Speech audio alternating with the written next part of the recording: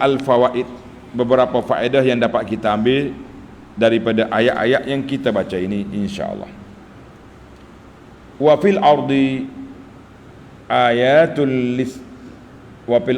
ayatul lil muqinin. Di bumi ini ada tanda-tanda bagi orang yang yakin.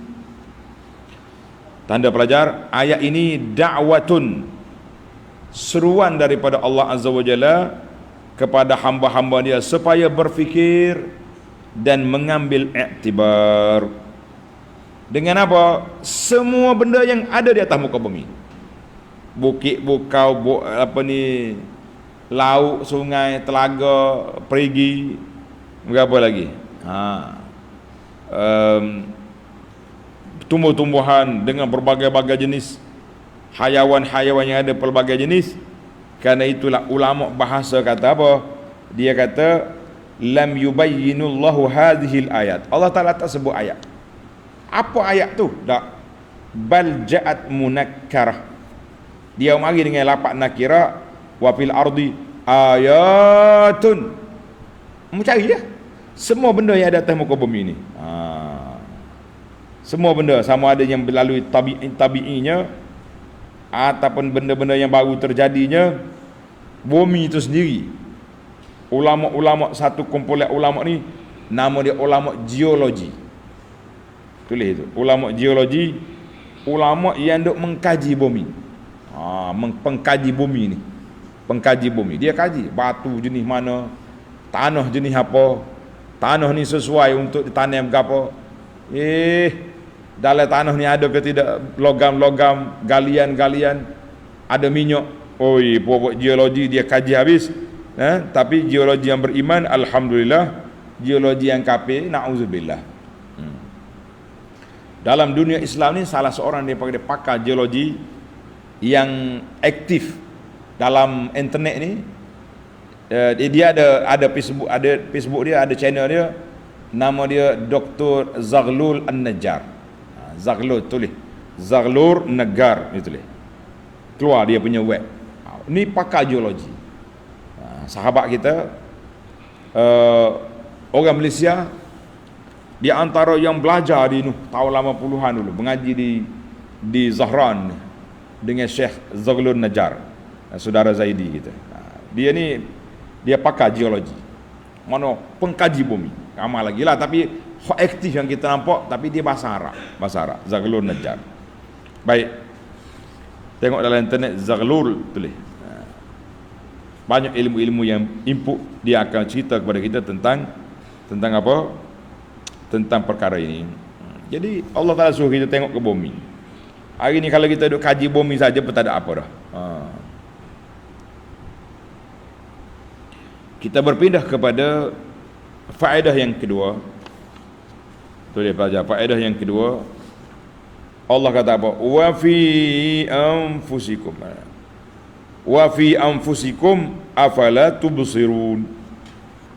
Wa fi anfusikum afala tubsirun. Ayat ini tambihun, peringatan daripada Allah Azza wa Jalla, bahawa Allah buat kita ni nak suruh kita mikir. Kita fikir kita. Kita fikir tentang siapa? Kita fikir tentang kita. Fikir tentang kita. Masya Allah, tabarakallah. Maka wa fi anfusikum afala tubsirun. Dalam diri kamu itu, apakah kamu tak tengok? Kamu tak tengok ke? Wa fi anfusikum afala tubsirun. Pada diri kamu tak tengok ke tidak? Kena tengoklah. Apa yang kita tengok, tanda ni pelajar. Hazat takwin al-ajib. Kejadian manusia ni pelik. Dia tak ada spare part, alat ganti tak ada. Betul tak?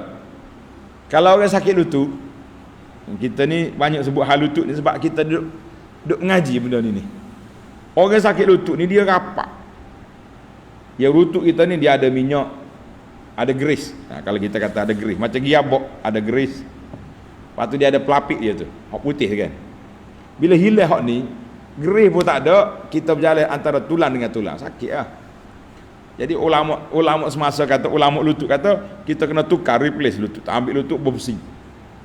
Jadi besi ni dia tak boleh nak rapat macam lutut kita. Jadi ramailah orang solat atas kerusi. Sebab tak boleh nak itu. Ada juga ulama lutut dia kata kalaulah tidak teruk sangat macam hancur lebur, aksiden, masih lagi boleh dibaiki.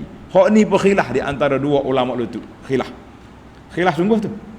Ada kata boleh baiki, ada kata no baiki. Oh, tak, saya tak sokong ustaz pergi baiki, takut tak jadi. Macam-macam dia punya khilaf. Akhir kali tak baiki kita. Nak cerita bak lutut baru tu, bagaimana pula dengan orang jatuh sombak, nyambil orang betih masuk. Masya Allah, tabarakallah. Allah Ta'ala bui. Baru mari sahabat kita mari sini. Kata nampak macam sakit. Dia kata saya sakit kena stroke. Dia buka piyah dia, lepek kepala sini, lepek. Kemik sini. Kata apa tu? Kena kepala. Dia kata tak ada tempurung kepala telah dibuka, diambil. Tempurung kepala dia ada disimpan di hospital tempat dia buat tu. Jadi kalau stabil balik, oksigen masuk semula, purung tu akan buka balik kepala, pasal balik. Kata Masya Allah, doktor-doktor ni macam orang buat ketuk itu ni, toke-toke ketuk body yang buat dia. Ada boleh ambil pecah pula, sipar stabil balik, pasal mula. Allahu Akbar. Tapi kita duduk main hot tu, Allah Ta'ala tak bagi sepepak boleh tukar-tukar, tak main. Ada orang sakit buah pinggang, kena ambil pinggang orang lain masuk situ. Ada orang jatuh tu, Allah. Yang pentingnya kita kena wafi ampusikum abala tubsirun. Semua benda tu kita boleh jadikan dalil bahawa semua itu ada pencipta yang mencipta dia. Jangan duk tengok body saja. Dah hari-hari kau duk gilak body, kau duk pakai make up, pakai bedak. Tak tahu, kita tak mikir di antara doa yang kita kena baca. Ni pelajar-pelajar kena baca ni. Nah, bila kita tengok cermin, kita rasa kita comel, kita pun doa Allahumma kama hassanta khalqi fahassin khuluqi. Ya Allah, sebagaimana engkau jadi aku ni comel, comellah perangai aku. Kita ni huduh ke comel? Siapa dia ngaku huduh? Angkat tangan. Tak ada orang mengaku huduh. Biarlah dia dogo setara mana pun, tak comel. Betul tak? Comel. Tapi sebenarnya kita orang lain tengok, dia tuduh lah. Nah, sebab itulah anak gurau-gurau. Anak kata makcik-makcik yang banyak pakai makeup kosmetik ni, orang yang tak yakin dengan diri. Dia comel dah sebenarnya. Tapi nak pakai makeup juga, nak jadi keni lutung juga kena pada. Lama tak sebut keni lutung tu. Dah, marah pula muslimat hari ni. Tak setakat tu dulu. Main comel. Baik, dia kata wa fi anfusikum, diri kita ni tengok. Kita nak ceramah pas gelak pun boleh, nak tengok kelebihan diri kita ni. Tapi cukuplah. Allah Ta'ala bagi isyarat ni, kita baca, menarik, dan kita boleh ambil perhatian yang begitu besar. Para pelajar sekalian, kita pergi kepada yang nombor 3. Mana yang ketiga tadi? Tulis nombor 3, dia kata dalam ayat kita ini, ayat kita wa fil ardi wa fi anfusikum wa fis sama, ini tartibun hasan, susunan yang indah, yang comel, yang lawa. Apa dia cimona? Wa zalika di annal insan lahu umurun, manusia dia perlu pada tiga benda. Yang pertama, dia perlu kepada tapak. Maka tapak tu mesti dulu daripada orang beranak. Allah Ta'ala sebut wa fil ardi, bumi dulu. Kejadian manusia mari daripada mana? Monyet? Bulu betul? La, daripada bumi. Minha khalaqnakum, tak ingat. Wa fiha nu'idukum wa minha nukhrijukum, mari daripada bumi. Jadi bumi dulu. Kalau lepas pada ada bumi, barulah ada orang. Allah Ta'ala sebut wa fi anfusikum, move sendiri. 2. Kemudian liyabqa biha, lepas pada kita hidup atas dunia, kita nak hidup. Kita nak hidup di manakah sumber kehidupan kita? Maka Allah Ta'ala sebut wa fis sama'i rizqukum, rezeki kamu Allah Ta'ala sediakan.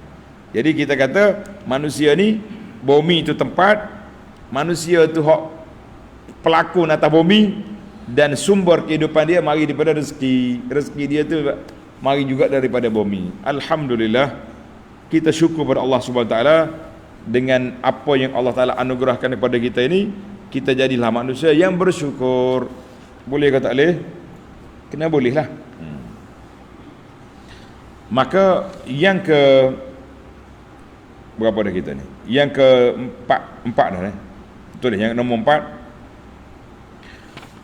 Wa fis samaa'i rizqukum wa ma tu'adun. Di langit tu rezeki kamu, daripada langit, daripada atas sumber rezeki kamu, dan apa yang dijanjikan oleh Allah Azza wa Jalla kepada kamu. Kata ulama tadabbur, annaka la tashtaghil bi rizqin. Mu jangan duk sibuk ke duk mikir rezekimu. Fa innahu fis sama'. Allah yang telah tetapkan rezeki kamu. Rezeki kamu mari daripada langit. Kamu tak boleh naik ke langit. Kita boleh cari. Nak pergi mana tu? Nak pergi cari, nak pergi tar rezeki banyak mana? Naik ke langit tengok. Oh, kita tengok di Lauhil Mahfuz. Aku kaya, boleh. Kita tengok dia miskin, sedih. Miskin, tak boleh tengok. La. Habis apa yang kita boleh buat? Washtaghil bima kulliftahu.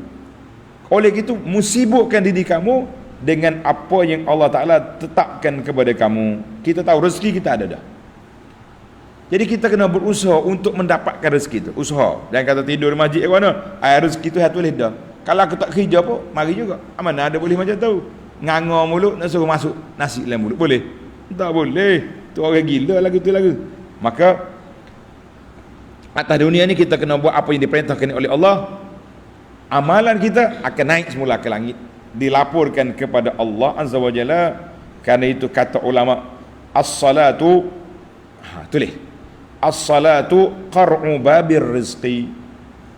Kita solat, kita ibadat ni adalah merupakan ketukan kepada pintu rezeki. Siapa dia nak rezeki banyak, ibadat banyak kepada Allah Ta'ala. Siapa nak rezeki banyak, ibadat. Sebagaimana Allah Ta'ala sebut dalam surah Taha, tulis surah Taha ayat 132, wa'mur ahlaka bis-salati wastabir 'alaiha. Musuh anak-anakmu salat, kamu sabar, didik mereka sabar melakukan salat. La nas'aluka rizqan, aku tak minta dengan rezeki, nahnu narzuquka, rezeki aku beri. Dia kena usaha, tu kena usaha. Maka di sini kita faham, Allah kata, mu tak usah naik ke langit cari rezeki, tapi kamu buat kerja atas dunia ini untuk mendapat rezeki dari langit. Solat kita tu, as-salatu qar'u babir rezeki, solat pengetuk pintu rezeki. Allahu Akbar. Menarik dia punya perbahasan. Lagi lama lagi kita semangat.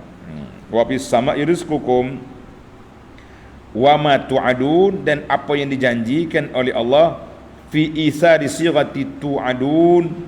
Tu'adun itu dia panggil bahasa ciri-ciri i'jazil Quran. I'jazil Quran.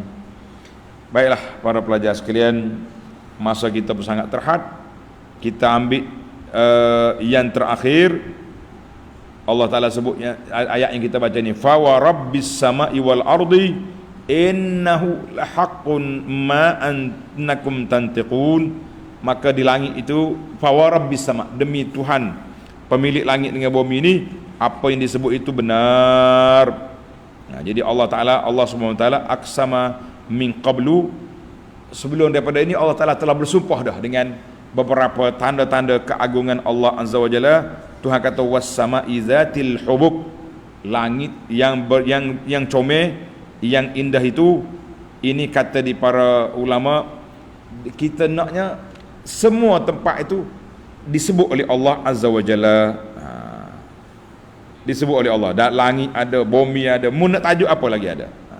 Kamu nak tajuk apa lagi? Fa wa rabbis sama'i wal ardi. Maka Allah Ta'ala bersumpah huna, iaitulah ambari perkara yang patut kita ambil perhatian, natafattan, ambil perhatian. Allah sendiri bersumpah untuk menyatakan benarnya khabar dia. Jadi sinilah kata di para ulama fiqh, dia kata apa? Harus kita bersumpah untuk menyatakan benarnya apa yang kita bawa ini apabila perlu. Contohnya kita kata dakwah kita ni gini-gini, orang tak percaya, kita kata wallahi apa yang saya bawa ini benar berdasarkan kepada Al-Quran, berdasarkan kepada hadis Nabi sallallahu alaihi wasallam, berdasarkan kepada huraian para ulama. Ini kita kata boleh kita bersumpah, tapi kalau perlu. Tapi kalau kita kena tuduh ke orang, kemudian tengah bercara mahkamah pergi bersumpah di masjid, itu salah prosedur. Itu bukan prosedur sumpah. Jadi sumpah ni kalau kita dakwah, kita cerita orang tak percaya, kita sumpah, itu boleh. Wallahu alam. Maknanya sumpah ni bukan satu mainan.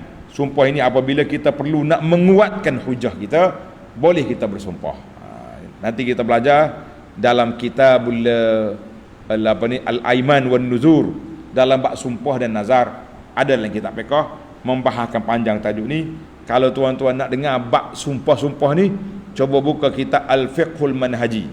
Ana ada syarah fiqh manhaji, terlupa dah di jilid yang ke berapa. Yang penting jilid yang akhir-akhir. Kita ada satu bab nama dia babul aiman, bab sumpah. Wallahu alam. Cukup setakat itu dulu. Mudah-mudahan apa yang kita baik bincangkan cara ringkasnya ini memberi manfaat kepada kita, insya-Allah.